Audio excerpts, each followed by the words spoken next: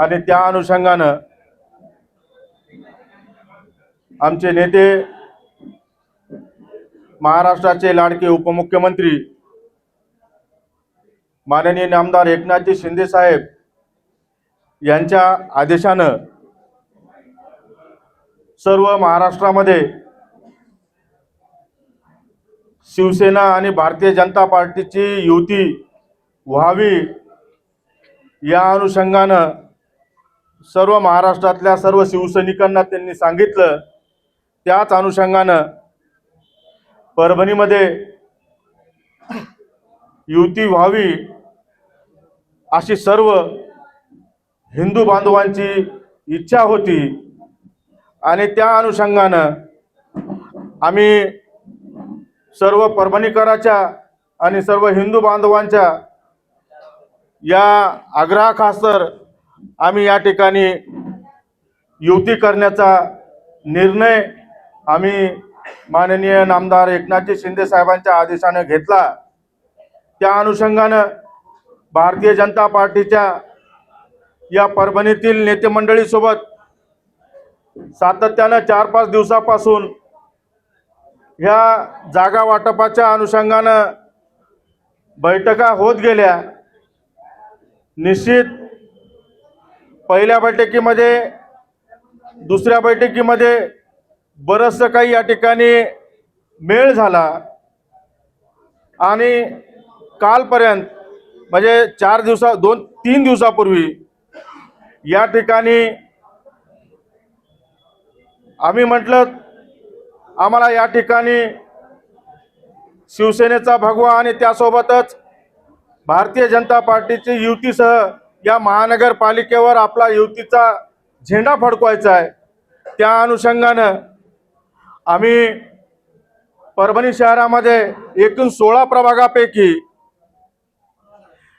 जे हिंदू बहुल जे प्रभाग आहेत असे 6 आणि त्यासोबतच 2 असे संमिश्र जे प्रभाग आहेत असे 8 प्रभागामध्ये जवळपास 33 जागा आहेत आणि त्या 33 जागेवर आम्ही या ठिकाणी त्यांनी दिलेल्या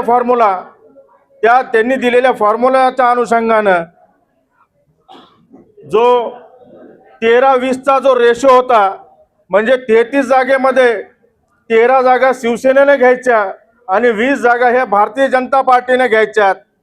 ह्या सर्व या अनुषंगानं आम्ही युतीचा त्यांनी जे दिलेला जो प्रस्ताव आहे तो त्यांनी दिलेला जो प्रस्ताव आहे त्या प्रस्तावाच्या अनुषंगानं आम्ही आमचे नेते माननीय नामदार एकनाथजी शिंदे साहेब त्यासोबतच माननीय नामदार उदय सामंत साहेब आणि आमचे सचिव संजयजी मोरे साहेब आमचे संपर्क प्रमुख आनंद जाधव साहेब यांच्याकडे आम्ही हा प्रस्ताव दिला।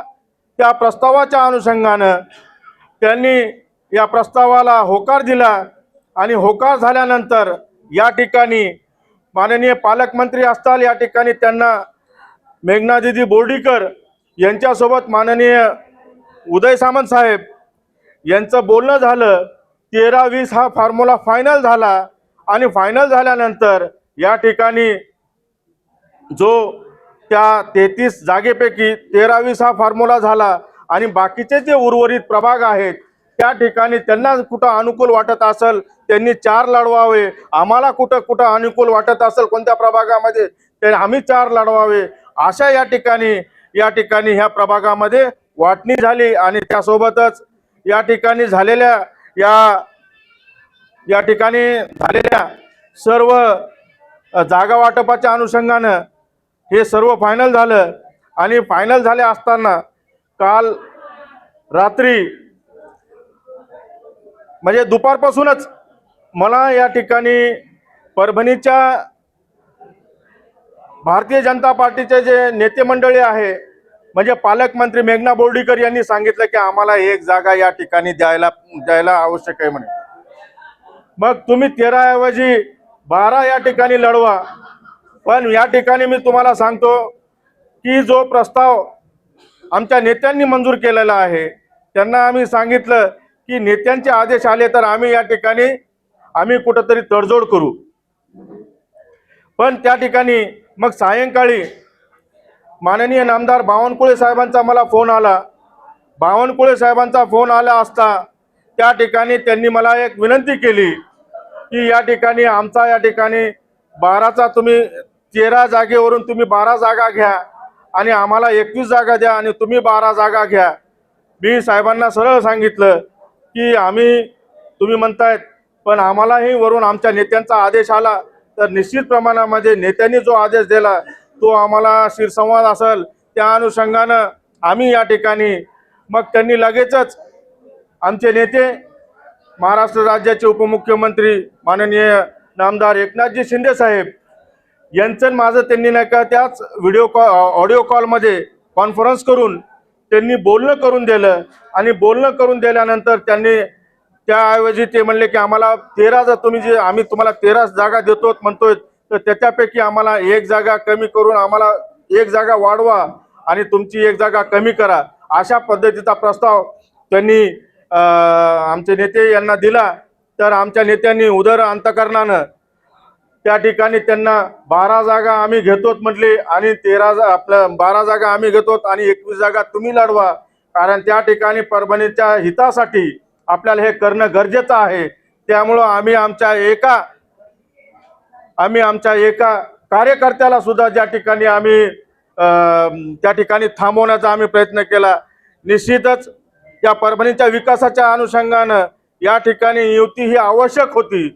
त्यामुळं आम्ही प्रत्येक तडजोडीमध्ये आम्ही या ठिकाणी 2 पावलं मागे घेण्याची भूमिका आम्ही ठेवलेली होती. त्या अनुषंगानं आम्ही सातत्यानं या युतीच्या व्हावं या आग्रहाखातो आम्ही होतो. पण आदेश दिल्यानंतर पुन्हा आम्ही या ठिकाणी चांगल्या जोमानं या ठिकाणी काम करण्याला सुरुवात केली आणि त्यांनी जो 12 जागा आम्हाला दिल्यात 12 जागेचा मान आम्ही त्यांनी जे दिलं माननीय बावनकुळे साहेबांचा मान आम्ही या ठिकाणी ठेवला. पण मला वाटतंय की हे जे युती तोडली या युती तोडणाऱ्यांनी या ठिकाणी बावनकुळे साहेबांनी जो मान आम्ही ठेवलेला होता आम्हाला वाटतंय की बावनकुळे साहेबाचा सुद्धा या ठिकाणी भारतीय जनता पार्टीच्या नेते मंडळीनं परभणीच्या ज्या नेते मंडळीनं त्यांनी मान ठेवायला पाहिजे होता. त्या स्वतःच्या बगलबच्च्यासाठी त्यांनी बावनकुळे साहेबाचा मान सुद्धा ठेवलेला नाही. एक शोकांतिका वाटते आम्हाला या गोष्टीची. आणि या ठिकाणी जे हिंदुत्व आहे आणि ह्या परभणीमध्ये एक विकास पाहिजे या अनुषंगाने आम्ही 2 पावलं मागे गेलो पण त्यांनी त्यांच्या नेत्याचा सुद्धा या ठिकाणी मान ठेवलेला नाही. आम्हाला ही शोकांतिका वाटते. बावनकुळे साहेबाचा आम्ही आजही आदर करतो. त्यांनी उद्या म्हणावं की बाबा आम्ही आजही वाटाघाटीला बसतो. निश्चित आम्ही बसवता या परभणीच्या हितासाठी आम्ही येणाऱ्या काळामध्ये 2 तारखेपर्यंत विड्रॉल करण्याची तारीख आहे. त्या तारखेपर्यंत आम्ही बसायला तयार आहोत. पण मला वाटत नाही की त्यांनी स्वतःच्या या भारतीय जनता पार्टीच्या जे या ठिकाणचे जे नेते मंडळी आहे स्वतःच्या बगलबच्च्यांसाठी युती तोडण्याचं पाप हे नेते मंडळी करतात. त्या अनुषंगानं या ठिकाणी मी आपल्याला जे काही घडलेलं आहे युतीच्या माध्यमातून आणि जे काही या ठिकाणी घडले ते मी आज आपल्या समोर या ठिकाणी मांडलेलं आहे. निश्चित आज आम्हाला भारतीय जनता पार्टीने केसाने गळा कापलाय आमचा. कशामुळं की या ठिकाणी आमच्याकडून युती फायनल करून घेतली. फायनल केल्यानंतर आम्ही एक चांगल्या म्हणजे एक स्वच्छ मनाने आम्ही त्यांना आमच्या पार्टीच्या नेते मंडळीनं त्यांच्यावर विश्वास ठेवला आणि विश्वास ठेवल्यानंतर जे AB फॉर्म आम्हाला 65 मिळायला पाहिजे होते पण त्यांनी म्हणले की आपण प्रत्येक ठिकाणी आग्रहास्तव आहोत युतीसाठी. पण या ठिकाणी आम्हाला 35 फॉर्म या ठिकाणी आम्हाला आमच्या पार्टीनं दिले. पण आज आमच्या या ठिकाणी जे 35 फॉर्म दिलेले आहेत निश्चित आम्ही ह्या 35 फॉर्मवर त्यांच्यापेक्षा चांगला सरस आम्ही या ठिकाणी निकाल देऊ आणि या ठिकाणी हिंदुत्व या ठिकाणी आम्ही पुन्हा अबाधित ठेवू. अशा प्रकारचं आमचं या ठिकाणचं ध्येय आणि धोरण आणि विकासासाठी आम्ही या ठिकाणी कटिबद्ध असू असंच या ठिकाणी आमचा मानस आहे. निश्चित या ठिकाणी आपल्याला मी सगळ्या गोष्टी जे झालेल्या आहेत त्या सगळ्या सांगितल्यात. आपले काही प्रश्न असतील ते आपण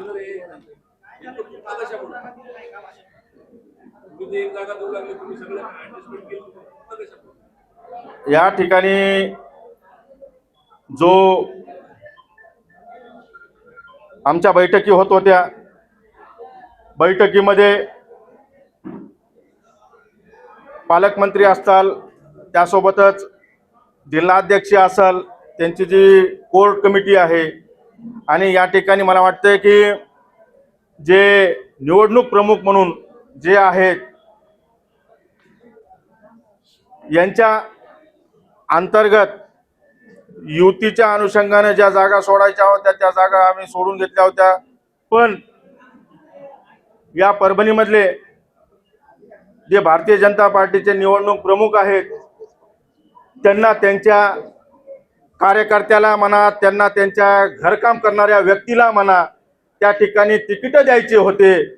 त्या अनुषंगानं ही युती त्यांनी तोडलेली आहे.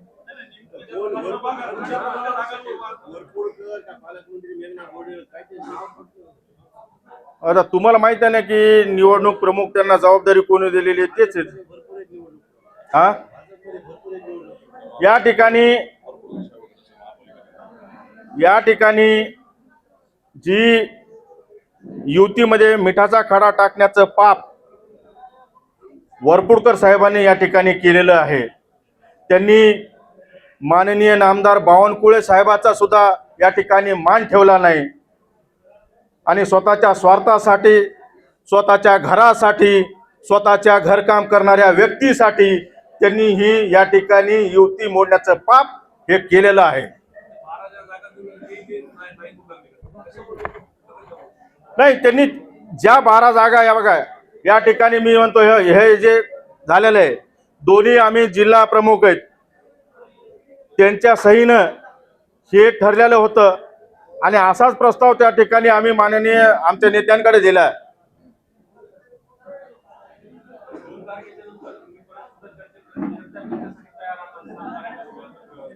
आम्ही आजही पण तयार आहेत आम्ही चर्चा करायला, पण आम्हाला या परभणीमधल्या भारतीय जनता पार्टीच्या नेते मंडळीवर आम्हाला अजिबात विश्वास नाही. आता प्रभाग क्रमांक 4, प्रभाग क्रमांक 5, प्रभाग क्रमांक 15 आणि प्रभाग क्रमांक 1 ह्या प्रभागावर या ठिकाणी आणि प्रभाग क्रमांक जे तुम्हाला जे सांगितलेले आहेत ना 8 प्रभाग, त्या 8 प्रभागाचे एबी फॉर्म दिले आणि 2-3 बैठकीमध्ये आम्हाला झालं ना तसं, आणि त्यांचं रुसणं होतं चालू. वरपुडकर साहेबांचं रुसणं चालूच होतं. वरपुडकर साहेब म्हणत होते की मी चाललो, मी माझा राजीनामा देईल, मी चाललो, मला जर का तुम्ही असं जर काय करत असताल तर मी निघालो, मी माझा राजीनामा देतो, माझ्या माणसाला त्या ठिकाणी तिकीट दिली पाहिजेत.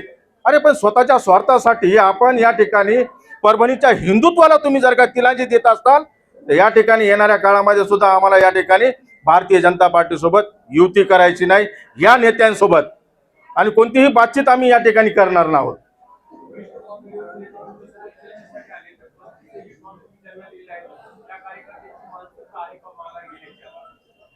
आम्ही या ठिकाणी शिवसैनिक आहेत, आम्ही ही शिवसैनिक आदेश मानणारे शिवसैनिक आहेत.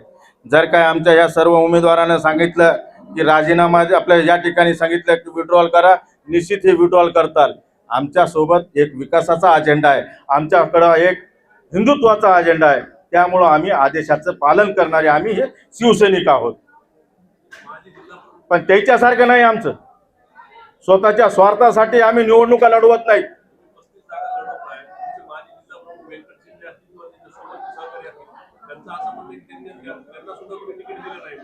माझ्याकडे एबी फॉर्मच शिल्लक नाहीत ना.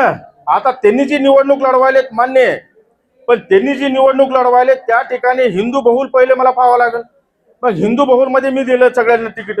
पण या ठिकाणी मला सांगायचंय की या ठिकाणी व्यंकटरावचं माझं फोनवर बोलणं झालं, पण मी त्यांना ही परिस्थिती सांगितली. आज या ठिकाणी जे काही प्रभाग होते, काल रात्री मी एका विश्वासानं अर्ध्याच्या वर एबी फॉर्म देऊन टाकलेले होते. आता या ठिकाणी 16 नंबरचा प्रभाग असेल, त्यासोबतच 6 नंबरचा प्रभाग असेल, 7 नंबरचा प्रभाग असेल, त्यांनी जे 4 घेतलेत एका प्रभागामध्ये, त्यांनी 4 घेतले एका प्रभागामध्ये, आम्ही 4 घेतलेत, असे जे प्रभाग आहेत ते सोयीस्कर झाले. त्याच्यामुळे तिथं काही तंटा लागला नाही त्यांना. त्याच्यामुळे आम्ही ते प्रभागाचे एबी फॉर्म आम्ही दिलेत.